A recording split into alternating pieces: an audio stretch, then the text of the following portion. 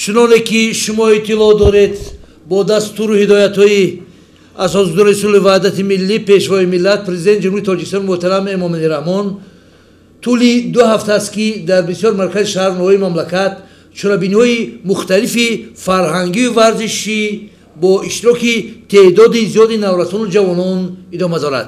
бо мақсади дар сатҳи баланд таҷҷил намудани ҷашни байналмилалии наврӯз эҳёи варзишҳои суннатии ниёгон дар шаҳри турсунзода мусобиқаи бошкӯҳи гӯштини миллии гӯштингирӣ дар мавзеи бисёр ҳам зебо ва чаманзори сарсабзи шаҳри турсунзода дойр гардид.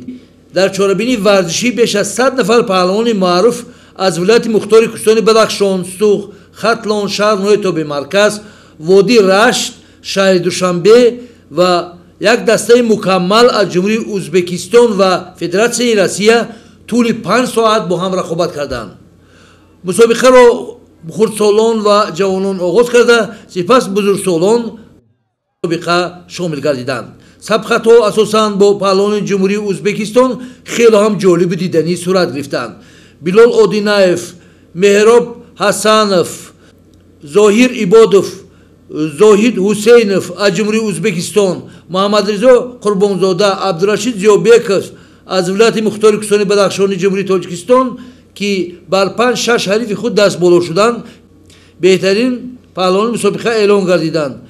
дар қатори дигар тӯҳфаҳо шоҳиҷоиза автомашинаи сабукрав пешниҳод шуд ки Зоид Ҳусейнов аз ҷумҳурии Ӯзбекистон, Муҳаммадризо Қурбонзода аз ҷумҳурии Тоҷикистон бо ҳам вохӯрданд.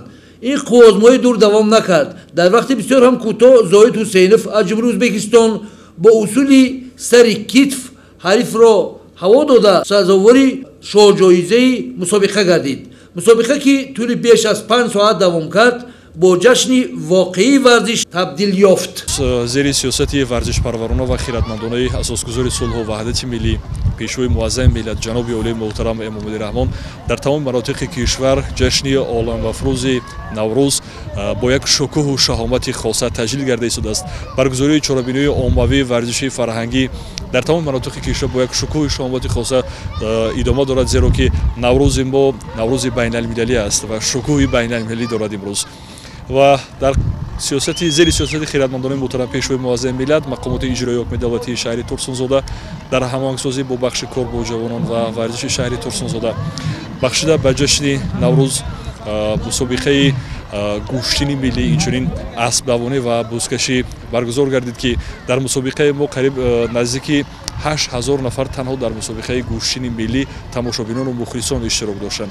инчунин варзишгарон чун гуфтем наврӯзи байналмилалӣ аст, шукӯҳи байналмилалӣ дорад ва гӯштини миллии мо низ ки имрӯз мақоми байналмилалӣ гирифтааст боиси рӯҳбаландии варзишгарон гашт ва имрӯз мо шоҳид шудем ки нисбати солҳои гузашта 2-3 баробар иштироки ҳам варзишгарон ҳам дӯстдорони ин намуди варзиш зиёд шудааст ва мавриди зикр аст ки дар мусобиқаи гӯштини миллии шаҳри Турсунзода ки гӯштини воқеан байналмилалӣ гардид, меҳмонон варзишгарон аз ҷумҳурӣ барои мо дӯсту ҳамсоя ҷумҳурии Ӯзбекистон ташриф оварданд. қариб наздики 50 нафар варзишгарон ташриф оварданд ки бисёрам як рақобат ва қувваозбоии хуб ҳам шуд ва шукӯҳи байналмилалӣ гирифтани Наврӯз ва мақоми байналмилалӣ гирифтани гӯштини миллӣ дар майдони имрӯзаи мо бараъло эҳсос кардед ки албатта ин иқдоми муҳтарам пешвои муаззами миллат барои дар арсаи ҷаҳонӣ муаррифӣ кардани як иди ниёгони мо, иди сирф миллии мо ва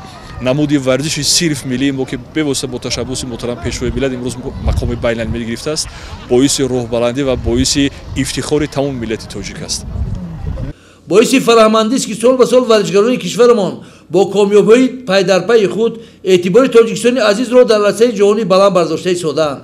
баъди ба даст овардани истиқлолият варзишгарони мо имконият пайдо карданд ки пайваста дар мусобиқаи сатҳи байналмилалӣ ширкат варзида Тоҷикистони соҳибистиқлолро маърифӣ намоянд. боиси тазаккур аст ки дар баробари вусъат ёфтани намудҳои гуногуни варзишҳои ҷаҳонӣ дар кишвар аксаран намудҳои миллӣ ҳам ҷонок мегарданд ки мо инро ҳангоми баргузории ҷашнҳои миллӣ ва саноҳаи муҳими таърихӣ мушоҳида менамоем. бешак варзиши миллӣ низ дар радифи варзишҳои муосир дар байни мардум мухлисони зиёд дошта барои густариши тарзи ҳаёти солим мусоидат менамояд. аз ин рӯ бояд ҳарчи бештар кӯшиш намоем ки оммавияти ҳама намудҳои варзишро таъмин созем. бо ҳидояту дастгироҳи ҳамешагии варзишпарваронаи асосгузори сулҳу ваҳдати миллӣ пешвои миллат президенти ҷумҳурии Тоҷикистон муҳтарам Эмомалӣ Раҳмон намудҳои бозии миллии варзишӣ бахусус гӯштини миллии гӯштингирӣ аз нав эҳё мегардад. бо мақсади иҷрои дастуру супоришҳои асосгузори сулҳу ваҳдати миллӣ пешвои миллат президенти ҷумҳурии Тоҷикистон Эмомалӣ Раҳмон дар самти густариши намудҳои миллӣ махсусан гӯштини миллии гӯштингирӣ дар давоми 3 соли сипаришуда тақвими баргузории чорабинои варзишӣ байни аҳолии мамлакат аз рӯи усули деҳа ба деҳа, маҳалла ба маҳалла таҳия ва татбиқ гардид. агар дар давоми соли 2020 дар мамлакат 485 мусобиқаи варзишӣ доир шуда бошад, чанд моҳи соли 2023 ба 4000 чорабинӣ расидааст. ба хотири ҷалб намудани ҷомеа аз ҷумла ҷавонони наврасон ва дигар сокинони кишвар ба бозиҳои миллии варзишӣ ва муаррифӣ намудани намудҳои миллии варзиш дар арсаи байналмилалӣ бахусус гӯштини миллии мусобиқаҳо баргузор мегарданд. дар ин раванд бо таваҷҷӯҳу дастгириҳои пайвастаи раиси шаҳри Душанбе муҳтарам Рустами Эмомалӣ ки чанд соли охир мусобиқаҳои сатҳи байналмилалӣ оид ба гӯштини миллӣ гӯштингирӣ барои дарёфти ҷоми раиси шаҳри Душанбе ва ҷоми президенти ҷумҳурии Тоҷикистонро баргузор менамояд, таваҷҷӯҳ ва иштироки бештари варзишгарони хориҷӣ дар ин чорабиниҳо гувоҳи возеҳи он буд ки гӯштини миллии тоҷикии гӯштингирӣ тавонист қаламрави худро васеъ намояд ва мақоми байналмилалӣ ба даст биёрад. ин аст ки дар саҳифаи варзиши мамлакат боз як рӯйдоди муҳими таърихӣ ва дастоварди варзишӣ ба вуқӯъ пайваст. гӯштини миллии тоҷикии гӯштингирӣ мақоми байналмилалӣ ба даст овард. дар ин хусус санади дахлдор аз ҷониби риёсати адлия ва корҳои дохилии кишвари Швейтсария 17 июни соли 2022 ба ҷониби Тоҷикистон супурда шуд. яке аз воситаҳои устуворгардонии пояҳои давлатдории миллӣ рушду эҳтиром ва арзгузорӣ ба бозиҳои миллии варзишӣ мебошад. зеро намудҳои миллии варзиш ҳамчун нишонаи соҳибфарҳангӣ барои миллати тоҷик рамзи матонат, ҷасорату тавоноӣ ва далериву шуҷоат мебошад ки ба таблиғи арзишҳои миллӣ ва таъмини саломатии ҷомеа равона шудааст. зимнан мақсади рушду густариши гӯштини миллии гӯштингирӣ Федератсияи гӯштини миллӣ дар Тоҷикистон чорабиниҳои сатҳи байналмилалӣ аз ҷумла чемпионати Осиё ва чемпионати ҷаҳон оид ба гӯштини миллӣ бо иштироки варзишгарони хориҷӣ дар назар дошта шудааст ки метавонад дар рушди ҳама намудҳои варзиш дар кишвар мусоидат намояд. тоҷикон аз давронҳои бостонӣ бозиҳои варзишии худро дошта ва онҳоро ҳамчун воситаи тарбияи ҷисмонӣ ва рӯҳӣ истифода мебурданд. дар остори мутафаккирони тоҷик инкишофи ҷисмонӣ яке аз сифатҳои асосии тандурустӣ, ҳам саломатии рӯҳ ва ҳам ҷавонмардӣ ҳисоб меёбад.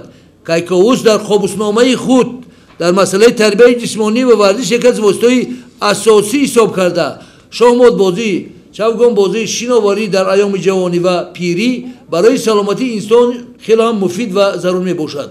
варзиш ҳаракат аст, ҳаракат ин ҳаёт аст, гуфтааст Абуалӣ ибн Сино.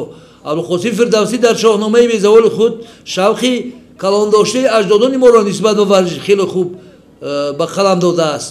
паҳлавонӣ, ҷавонмардӣ, шуҷоату нозикӣ ва ҳусну таровати шамшезбозиро моҳирона тасвир кардааст. Сиёҳуш чавгонбозӣ мекард, Гурдофарид ва Рухшона беҳтарин камонвар буданд. Рустам ва Сӯроб хеле ҳам хуб гӯштин мегирифтанд. воқеан ҳам тарбияи ҷисмонӣ варзиш як ҷузъи фарҳанги миллӣ ба ҳисоб меравад ва аз замонҳои қадим дар ҳама чорабиниҳо ва ҷамъомаду иду ҷашнҳо ҳатмӣ бо баргузории мусобиқаҳои аспдозӣ, найзазанӣ, шамшербозӣ, асппойгаҳ, камонварӣ ва гӯштингирӣ бо иштироки тӯдаи зиёди одамон баргузор мегардид. Абуалӣ ибн Сино аҳамияти варзишро дар саломатии инсон васеъ талқин кардааст. ӯ зикр намудааст ки агар ҳар фард пайваста ба варзиш машғул шавад ва меъёрҳои онро риоя намояд, барои истеъмоли дору ягон ёзе боқӣ намемонад. ин намудҳои варзиш ҷавононро ба хотири тавоноии маънавии ҷисмонӣ аз овони хурдсолӣ иҷрои машқҳои гуногуни варзишӣ омода месохтанд ки чунин анъанаи некин ягон то замони мо боқӣ мондааст.